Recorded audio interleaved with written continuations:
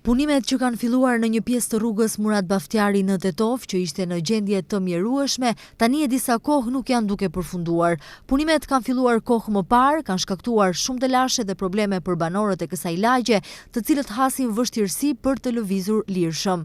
Njëkohësisht, punimet në këtë rrugë kanë bërë që edhe shumë biznese të mos punojnë shkaku i qasjes së vështirë në këtë rrugë. Në ndërkohë që në muajin shkurt rifilluan punimet ku janë larguar bekatonat nga rruga dhe ka filluar vendosja e sistemit të rrjetit nëntoksor të kanalizimit atmosferik. Por edhe sot e kësaj dite punimet nuk po përfundojnë dhe kjo edhe më shumë shkakton irritimin e banorëve, të cilët kërkojnë që rruga të asfaltohet sa më shpejt.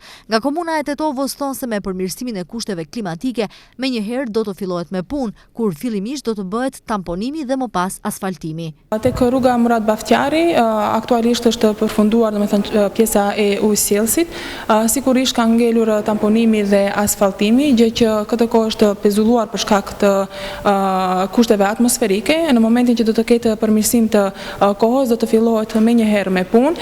Sigurisht që e kemi prioritet dhe jemi të përkushtuar që kjo pjesë të rregullohet sa më shpejt për të siguruar banorëve një infrastrukturë më të mirë. Përfundimi i kësaj rruge pritet që të shmang kaosin që krijohet në rrugën tjetër në këtë lagje, e cila tani për tani ka mbetur arteria e vetme për qarkullim, ndërsa situata më keq paraqitet gjatë ditës së enjte, kur është ditë tregu dhe ka frekuentim enorm të kësaj lagje nga qytetarët.